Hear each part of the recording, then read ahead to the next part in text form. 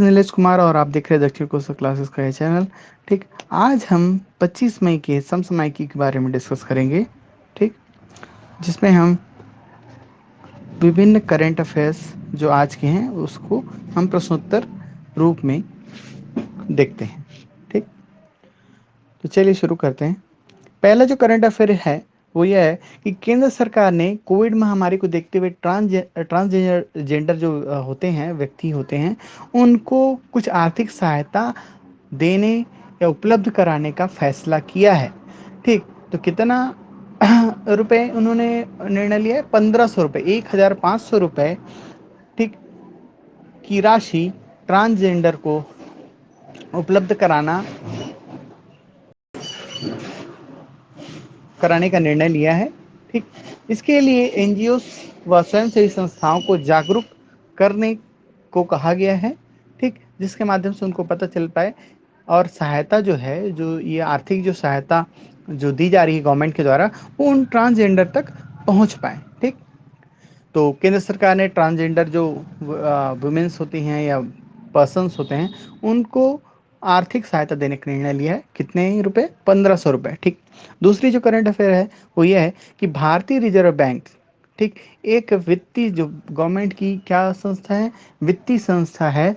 ठीक, जो गवर्नमेंट के फंड्स को, गवर्नमेंट की जितनी फाइनेंशियल चीज़ें होती हैं उनको मैनेज करती है। ठीक, तो उनको उन्होंने जो reserve bank of India RBI है, उसने क्या, जो अतिरिक्त लाभांश है, जो भी उसको क्या होता है, जो जितना भी लाभांश होता है, जितने भी अधिशेष होती हैं, ठीक, जितना उसको अमाउंट रखना होता है वो रखती है, और जो एक्स्ट्रा जो लाभांश होता है वो गवर्नमेंट को हर साल वो नियमित रूप से वो ट्रांसफ़र कर देती है। ठीक, तो इस साल 99,122 करोड़ क्या का अमाउंट ट्रांसफ़र किया गया है गवर्नमेंट को। ठीक, तो 99,122 करोड़, बहुत इंपॉर्टेंट करेंट से ये कि 99,122 crore reserve bank of India ने सेंट्रल गवर्नमेंट है, भारत की सरकार है, उसको ट्रांसफ़र किया है।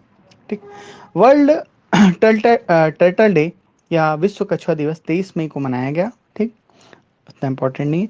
फिर आगे न्यूज़ है वैश्विक समसामयिकी से जुड़ी, वो यह है कि इथोपिया और इरिट्रिया, ठीक, इन देशों के अधिकारियों के वीज़ा पर प्रतिबंध लगा दी है। किसने? अमेरिका ने इन देशों के अधिकारियों पर इन देशों के अधिकारियों के वीज़ा पर प्रतिबंध लगा दिया है। इनके आने जाने पर रोक लगा दी है। क्यों लगा दी है? क्योंकि एक क्षेत्र है इथोपिया में, टाइग्रे। ठीक, तो टाइग्रे जो क्षेत्र है वहाँ पर आरोप इन अधिकारियों पर लगा है कि इन्होंने वहाँ पर हिंसा को बढ़ावा दिया है इस क्षेत्र में। इस कारण इन देश के अधिकारियों पर क्या कर दिया है? प्रतिबंध लगा दिया है, उनके वीज़ा को बैन कर दिया है। ठीक, आगे बढ़ते हैं। अभी अभी एक बहुत ही बड़ी न्यूज़ आई कि क्या बांग्लादेश प्रति व्यक्ति आय में भारत से आगे निकल गया है। ठीक, भारत के बाद आज़ाद हुआ, ठीक, भारत का पहले हिस्सा रहा। पूर्वी पाकिस्तान अर्थात बांग्लादेश आज $2227 प्रति व्यक्ति आय के साथ भारत के से आगे निकल गया है।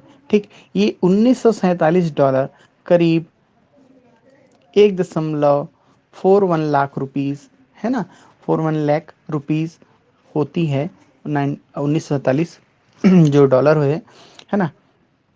तो इसको याद रखिएगा, भारत कब आज़ाद हुआ? 1947 में, और उसकी प्रति व्यक्ति आय वर्तमान में है $1947 प्रति व्यक्ति।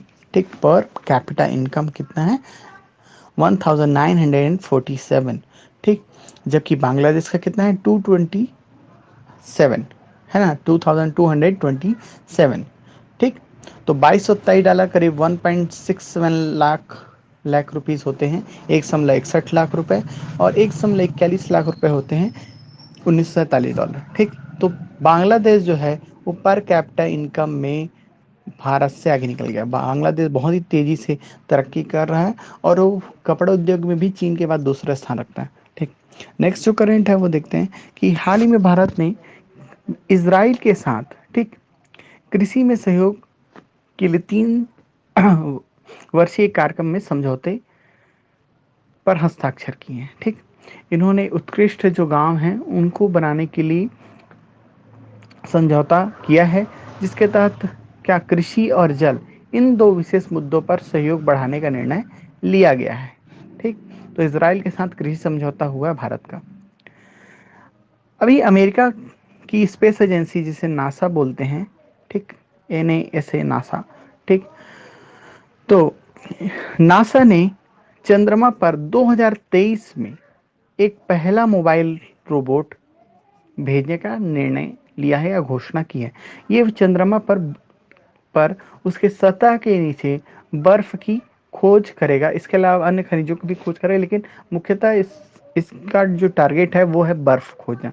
ठीक, तो चंद्रमा की सतह के नीचे ये बर्फ खोजेगा। ठीक, पानी की तलाश, बर्फ मीन्स पानी की तलाश, यानी ह्यूमंस बाहर जीवन तलाश रहे हैं।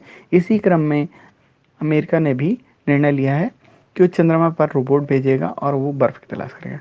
नेक्स्ट जो करंट अफेयर है वो देखते हैं कि गुजरात के राज्यपाल आचार्य देवव्रत ने, ठीक, गुजरात धर्म स्वतंत्रता संशोधन विधेयक 2021 को अपनी स्वीकृति दे दी है। ठीक, ये है क्या?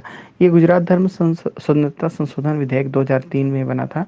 ठीक, उसमें अभी संशोधन किया गया है, जिसके तहत अभी जो देशों, हमारे देश में एक वेव सी चली थी कि क्या जबरन शादी करके धर्मांतरण किया जा रहा है, ऐसी न्यूज़ आई थी सुनने में। ठीक, इसी के परिप्रेक्ष्य में विभिन्न बीजेपी गवर्नमेंट्स ने ये निर्णय लिया कि वो अपने अपने धार्मिक जो संस्था हैं उसमें चेंज करेंगे। ठीक, जिसके तहत अगर किसी व्यक्ति के विवाह के पश्चात उसका धर्म परिवर्तन जबरन कराया जाता है तो उस पर उसे कारावास की सजा होगी।